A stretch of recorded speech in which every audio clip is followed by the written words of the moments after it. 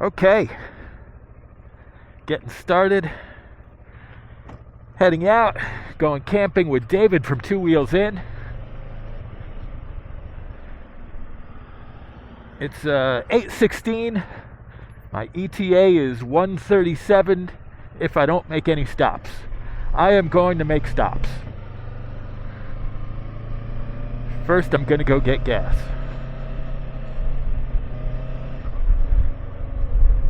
This is going to be fun. It's going to be a 2-night camping trip. We're going to be covering about 1,500 kilometers in total, probably only about 300 together. He lives south of where we're camping. I live north. About equal distances for both of us. Maybe he's slightly closer, but it's going to be a 5-hour and 15-minute trip down, and then probably a 6.5-hour trip back. The place we're staying on the second night is a little farther away. I haven't done a good, long, epic ride in some time, and I'm looking forward to it.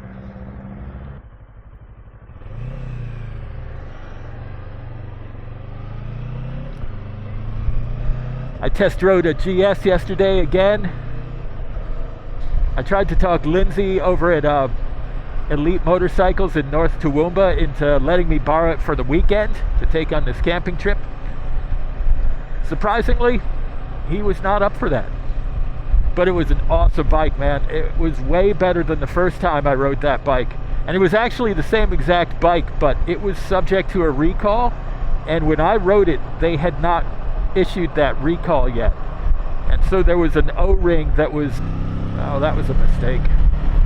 There was an O-ring that was pushing oil past something and into a cylinder, I guess, and it was creating a lot of smoke.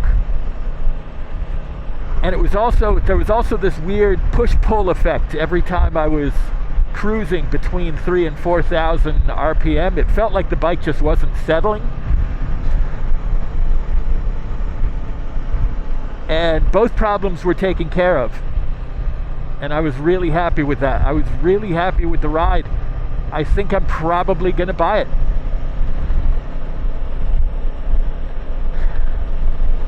I'm not completely ruling out going back and testing the Multistrada again. I think the Multistrada is actually overall more fun.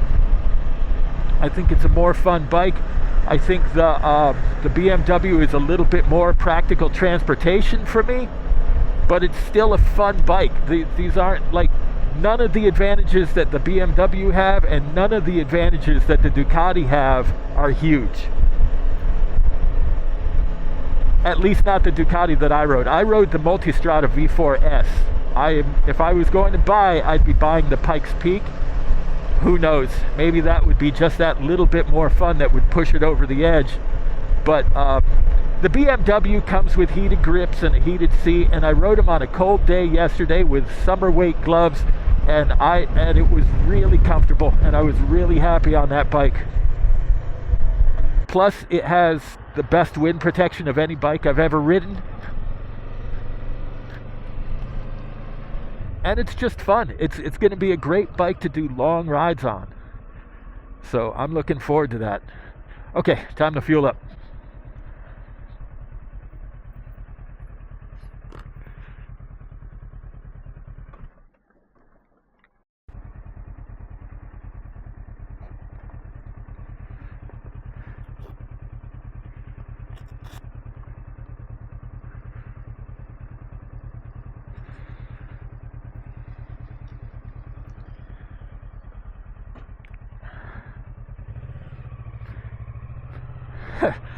I don't know why I didn't look at my fuel gauge.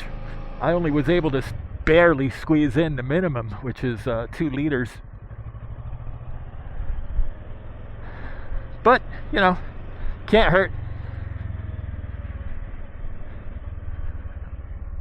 Okay, on the road for real now. I think David got a late start too. I should still be there by 3-ish. Depending on how long I stopped for. It is brisk today. It's a show me the temperature? No, it doesn't. It's under 10 though. And it's cool enough so my visor's fogging up. Awesome. Clear that out. Okay.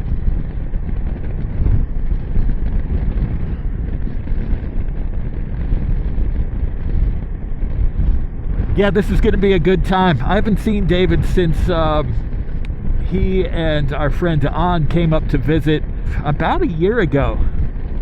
A year ago, maybe, give or take a little bit. Yeah, that's the last time I saw him.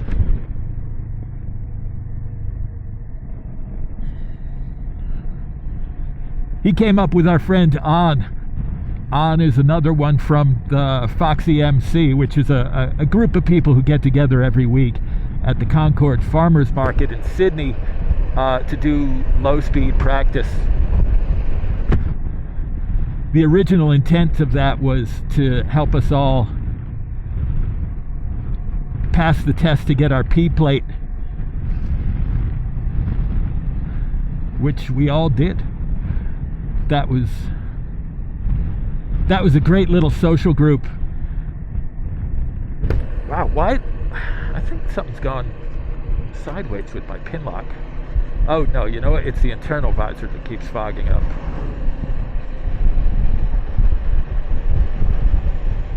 Okay, about 5 hours and 15 minutes left to go in a 5 hour and 15 minute long ride. I haven't ridden this long in a long time. Probably the last time was when I rode down to Sydney for California Superbike School. That was a great weekend. Weekend? Whatever. Whatever days it was. That was a lot of riding. I rode down one day, did California Superbike School the next, and then rode home the day after that. I was living on the Sunshine Coast at the time. Wait, no, did I break that trip up? Yes, okay. Yeah, no, I'm completely lying. The first leg of that trip was to where I'm actually going camping tomorrow. That was to Southwest Rocks. I stayed at a mediocre hotel called the Sea Breeze, where they had a snotty, shitty little kid who thought he was on Glee or something working there.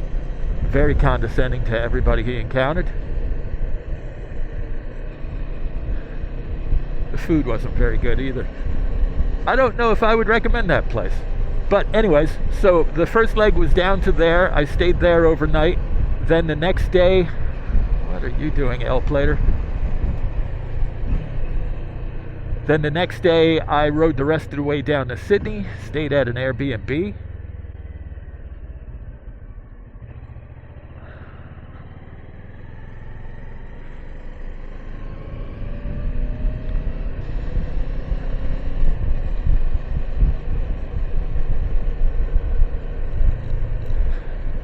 The next morning I did Superbike School, and from Superbike School I rode up to David's house, as a matter of fact, on the Central Coast. By the time I got there, I was so wrecked from that day of being out on the track and all the riding, that when I got to David's place, he lives on the side of a steep hill, and you have to climb up some steep stairs to get up to him. And I looked at those stairs and I went, nope, and I just sat down for about 5 minutes.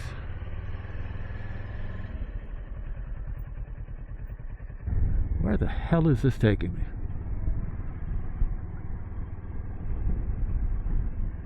Into the clouds. All right.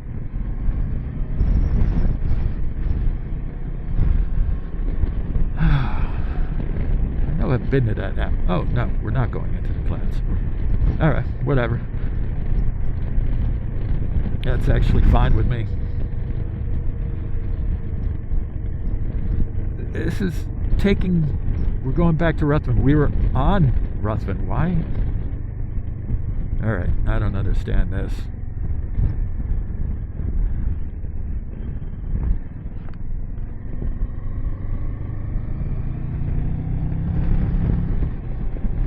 Alright, I'm going to save some battery. I'll be back when there's something to talk about.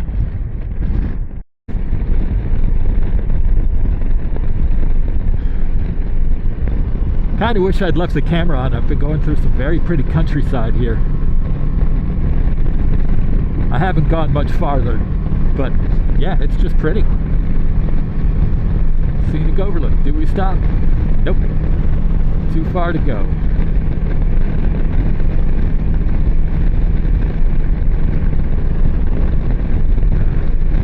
So this would be absolutely perfect terrain for that BMW. I would set that cruise control about 10 over the speed limit.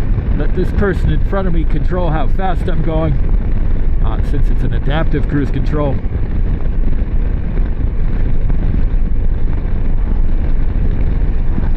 Nice sweeping turns. The pavement's a little rough. At sixth gear on that bike, doing 90 or so, I'd probably be, you know, at 3,000 RPM at most.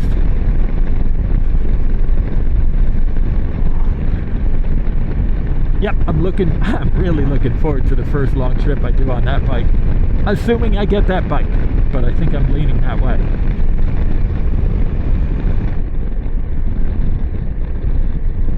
Okay, taking us to the A3, the New England Highway. I've probably been on it before, but I honestly don't remember. Okay, where we are. Yep.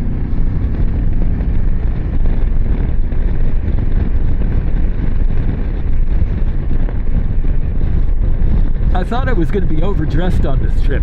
I'm wearing a base layer, a t-shirt, a long sleeve base layer, a t-shirt over that, a hoodie over that, and my Climb Marrakesh jacket, which is admittedly a mesh jacket.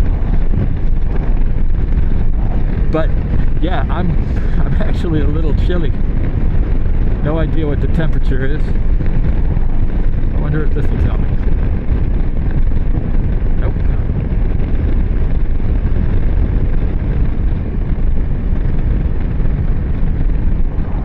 This is the Garmin Zumo XT2, and it's a wonderful device. I haven't really properly learned how to use it. I mean, I can use it to, you know, get from point A to point B, obviously, tell me how long it's going to take, stuff like that. And when I'm listening to music, I generally control the music through this, which is a very nice feature. But it does more than that, and I've just been too lazy to learn. I bought this because the phone that I got, it's one of the ones with the 3-camera cluster on the back, and apparently if you put them on the handlebars, the vibrations from the road will kill the image stabilization, and I didn't want that to happen. And I kind of wanted a dedicated navigation system anyways, and I'm really, really happy with this. I couldn't be happier with it. I've thought about, if I get the GS, I've thought about buying the Nav 6 or whatever it's called. The problem is you have to connect that to your phone, and it goes through the BMW app, and I don't want anything to do with that. I want this to be completely discreet to my phone and anything else. Like, it does connect to my phone, but only so I can control music through it.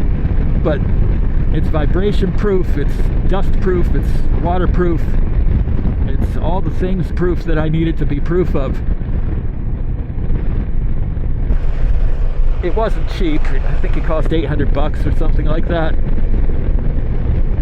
But I expect I'm going to get a minimum of 5 years use out of it, maybe longer, hopefully longer. And it's not like a phone. Like, I don't think it's harder to bake in planned obsolescence with something like this, because in 5 years I'll still need a navigation unit that does what this does. You know, I don't need the screen to be any bigger. I think the screen is just about the right size. So I'm gonna keep this and roll with it for as long as I can. So I'm not going to buy the Nav 6 if I get the BMW. I will simply mount this on it in its place. That is some low-lying cloud cover. Or maybe it's a fog that's afraid of the ground. Either way, I can't wait to get away from it because it's a little chilly. I have my dry bag mounted on the back seat, and it's providing a bit of a backrest, which is great because my back sometimes gets sore on longer rides. And just leaning back against it every now and then, I think, will help. It helped when I rode out to Mulaney to go camping with Marcelo. This is a much longer ride, but I think it'll still help. Okay, there's some blue sky up ahead. That's good. Got some horses over here being lazy, or horses, maybe burros. I don't know, I'm not a farmer.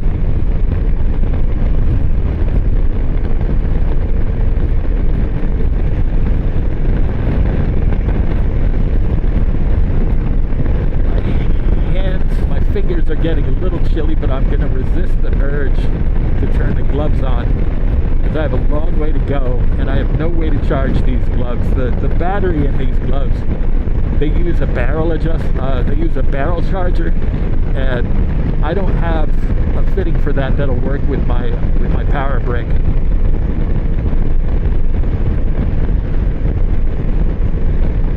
So I think the brick is going to be limited to charging the phone, maybe charging a camera battery or something. Speaking of, I should probably turn this thing back off again. We got a long way to go. I'm not even an hour in. Let's see, how far in am I? About a half hour. Sunlight. Yep, already feels a little bit warmer. Yeah, see, this thing is great. It's warning me about the speed limit changes. You know what this does that's really awesome? When I'm going down the highway, when I'm coming up on my exit, a couple of kilometers before I get to the exit, on this side, it'll show me a picture of the exit. So not only to, you know, like how Google Maps will tell you what the exit says, this actually shows you a picture of it. It makes it a lot easier to be... What are those things? Are they goats? Yep, goats. It makes it a lot easier to know for sure that you're getting off on the right exit.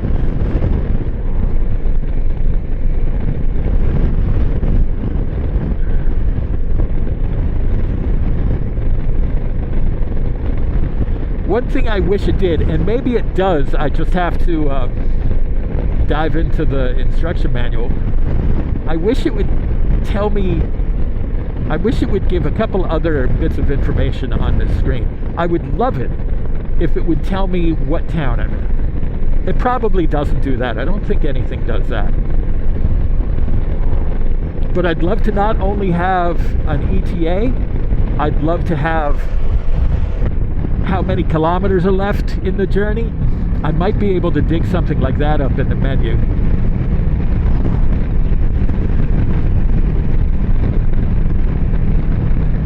That's the problem with technology. If you want it to do a lot of things, that comes with a certain amount of complexity, and it's not always possible to make it intuitive. Garmin's done a fantastic job with this thing. I don't get paid anything for saying that. Nobody's going to give me a dime. I have one subscriber to this channel. Hopefully more than one after you watch this video. Hint, hint.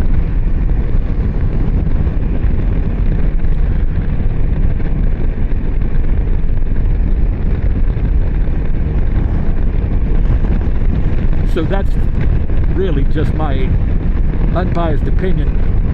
You know, beyond that of the sunken costs bias or fallacy. You know, I've paid money for this, so I want it to be really good, of course, but it actually is really, really good.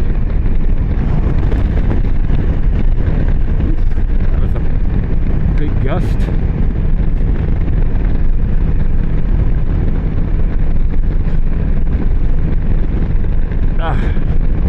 I love doing this. I love going on long rides like this. I wish I could do it more often.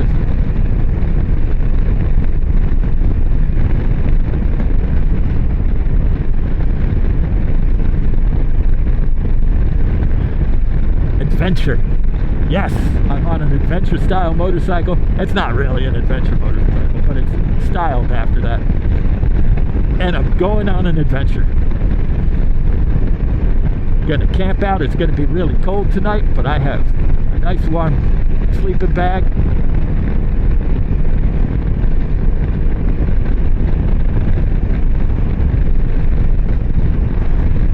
And I also have a quilt, puffy quilt, just in case it's too cold for the bag.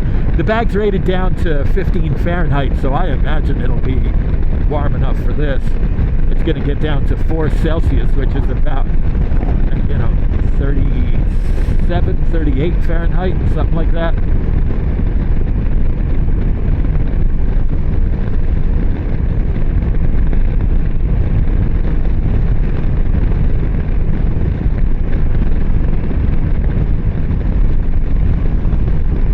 I love it. I love sleeping out when it's cold. So long as I'm warm enough. I don't like being... But yeah, I'm not worried about it. I'm pretty sure I'll be fine. Okay, things I gotta buy though on this trip. I have to buy a lighter, and we're gonna have to get some wood for a fire. I don't think you can buy wood at this campsite, so we're gonna have to find some place that sells it and go get it ourselves. No problem. I ride a Versus. That will not be a problem. Got my rock straps. I got plenty of room. David's riding his Himalayan, so he can carry some too. Not as quickly, but he'll get there. He's riding his own ride, man.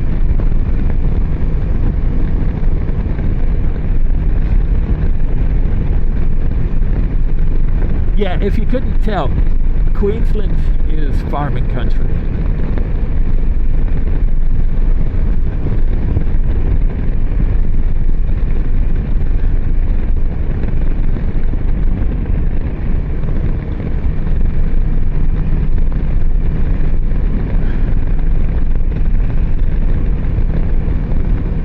Was telling me there's a lot of rain down south, but it looks like that's actually going to be in Sydney, which is about 6 hours south of where we'll be. Actually, maybe even farther. 6.5 hours, maybe. I don't remember. I rode, from Southwest Rocks to Sydney and back. Oh, no, maybe it's not that far. Maybe it's only like 4 hours to Southwest Rocks from Sydney. Nah, I can't remember. I'll look it up at some point in the not too terribly distant future. Maybe I'll put on the screen how long it is, if anyone is interested in ETAs and stuff like that. I really got to shut this thing down or I'm just going to run out of battery.